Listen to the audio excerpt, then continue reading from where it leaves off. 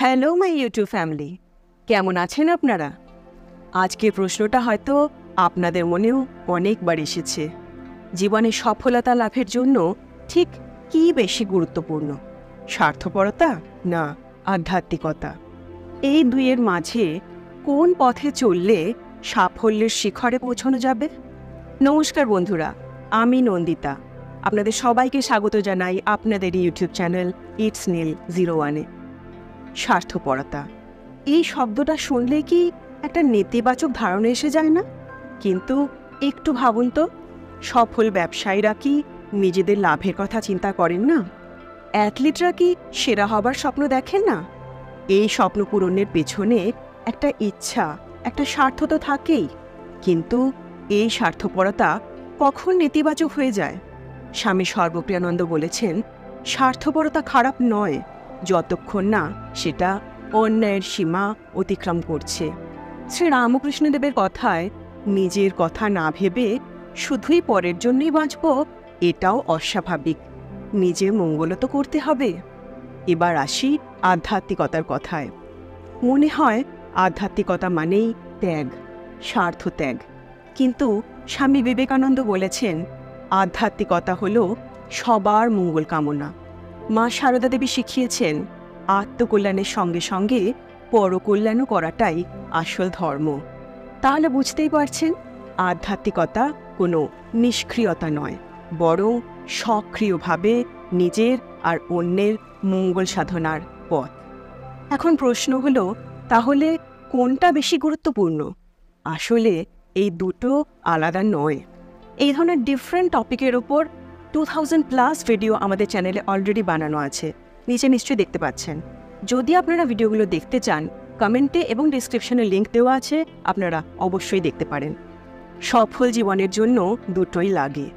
স্বামী সর্বপ্রিয়ানন্দ বলেছেন, স্বার্থপরতা ছাড়া লক্ষ্য অর্জনে উদ্যম আসে না, আবার আধ্যাত্মিকতা ছাড়া সেই সাফল্য স্থায়ী হয় না। এবার একটা উদাহরণ নিই। ধরুন আপনি একজন ব্যবসায়ী। আপনি যদি নিজের লাভের কথা না ভেবে শুধুই পরের কথা চিন্তা করেন, তাহলে কি আপনার ব্যবসা টিকবে? কিন্তু লাভের পেছনে শুধুমাত্র ছুটে যদি অন্যায় করেন, তাহলে সেই সফলতা স্থায়ী হবে না। সুতরাং সফল ব্যবসায়ী হতে হলে আপনাকে স্বার্থপরতা রাখতেই হবে। জীবন আর সাফল্য, এই দুটো শব্দই কি আপনার মনকে কাঁপিয়ে তোলে? কিন্তু একটু ভাবুন, সাফল্যের পথ কি সোজা? না, এই পথে আছে নানা বাঁক, নানা ঝড়ঝাপটা। তাহলে কিভাবে পৌঁছবেন শীর্ষে? স্বার্থপরতা নাকি আধ্যাত্মিকতা? কোনটি হবে আপনার সফলতার চাবিকাঠি? ধনী মানি, ক্ষমতাধর, বিখ্যাত, এরাই কি সফলতার একমাত্র মাপকাঠি? নাকি আছে আরও গভীর কিছু, যা জীবনকে সার্থক করে তোলে? কিন্তু সত্যিকারের সুখ কোথায়? স্বামী বিবেকানন্দ বলেছেন, আমরা যখন নিজের জন্য কাজ করি তখন নিজেকে ছোট করে ফেলি, কিন্তু যখন অন্যদের জন্য কাজ করি তখন নিজের আত্মাকে বড় করে তুলি। ঝাঁসির রানী, মাদার টেরেসা, এদের জীবনের কাহিনী থেকে আমরা স্বার্থহীন সেবার কাহিনী শিখতে পারি। স্বামী সর্বপ্রিয়ানন্দ বলেছেন, সফলতা এমন কিছু নয় যা জগতের কাছ থেকে পাওয়া যায়, এটা আমাদের মনের মধ্যে, আমাদের আত্মার শান্তিতে। শ্রী রামকৃষ্ণদেব বলেছেন, যে আত্মজ্ঞান লাভ করেছে সে সত্যিকারের সফল, তার জীবন সার্থক হয়েছে। মা সারদা দেবী বলেছেন, কর্তব্য পালনই সত্যিকারের সেবা।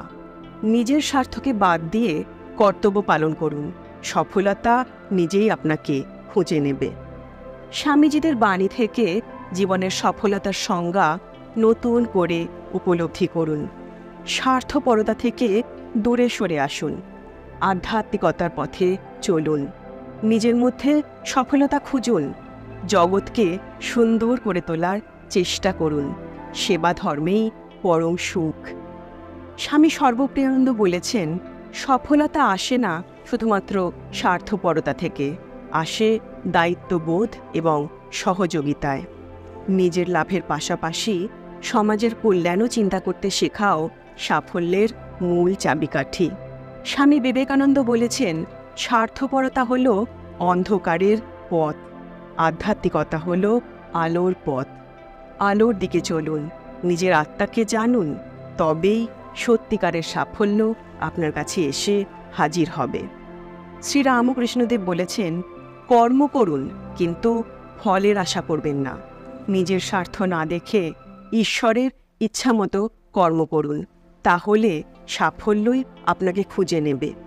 মা সারদা দেবী বলেছেন, নিজের সুখের লোভে না থেকে অন্যের সুখের জন্য কাজ করুন। এই আত্মত্যাগের মধ্যেই আছে সত্যিকারের সাফল্যের গোপন রহস্য। এই সমস্ত মহান মনীষীদের অমৃত বাণী ও গল্পের মাধ্যমে আপনি নিশ্চয়ই কিছু শিক্ষা লাভ করেছেন।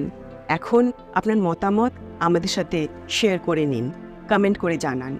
জীবনের সাফল্যে স্বার্থপরতা ও আধ্যাত্মিকতার ভারসাম্য কিভাবে রক্ষা করা যায়?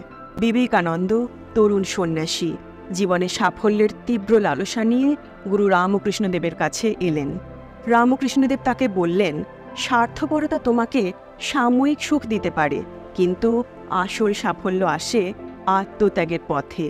তুমি কি নিজের সুখের চেয়ে মানব কল্যাণে নিজেকে উৎসর্গ করতে পারো? বিবেকানন্দ বুঝতে পারলেন, সত্যিকারের সাফল্য আত্মকেন্দ্রিকতা নয়, বরং সেবা ও আধ্যাত্মিকতার মাধ্যমেই আসে। নিজের মন শান্ত না থাকলে সেই সেবাও অসম্পূর্ণ হয়ে যায়। স্বামী বিবেকানন্দ বলেছেন, কর্মফলের আশা না করে কর্ম করতে শেখো, নিজের জন্য কিছু সময় রাখো।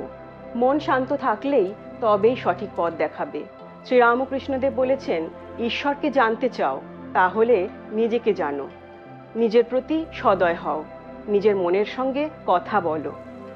মা সারদা দেবী বলেছেন, দুঃখের সময় হতাশায় ডুববেন না। মা কালী সবার মা, তাঁর কাছে সাহায্য চাইলে তিনি সব দুঃখ দূর করবেন। চৈতন্য মহাপ্রভু নিজের ভক্তদের জন্য সব কিছু দিয়েছেন, কিন্তু নিজের মনকেও শান্ত রেখেছেন। তাই আজও তাঁর আধ্যাত্মিকতা সকলকে আলোকিত করে। স্বামী সর্বপ্রিয়ানন্দ বলেছেন, নিঃস্বার্থ সেবা নিজের মঙ্গলেরই পথ, কিন্তু নিজেকে ভুলে যাওয়ার কোনো মানে হয় না। নিজের মন শান্ত না থাকলে সেই সেবাও হয়ে যায় অসম্পূর্ণ।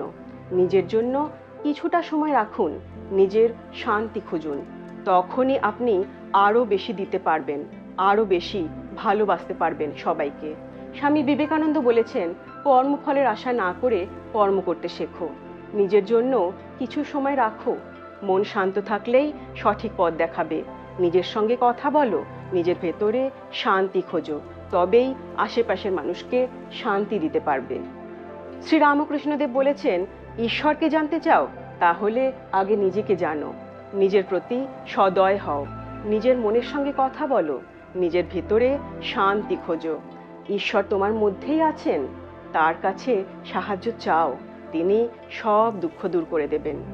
মা সারদা দেবী বলেছেন, দুঃখের সময় হতাশায় ডুবে যাবেন না। মা কালী সবার মা, তাঁর কাছে যাও।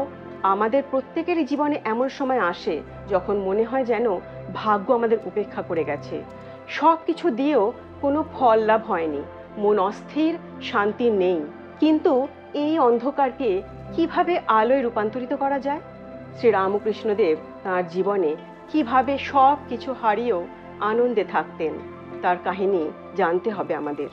কিভাবে তিনি বলতেন, ঈশ্বরের ইচ্ছায় সব চলে, সেই ইচ্ছা মেনে নিতে শেখো, শান্তি পাবে। তাঁর এই বাণী আমাদের অস্থির মনকে স্থিরতা দেয়।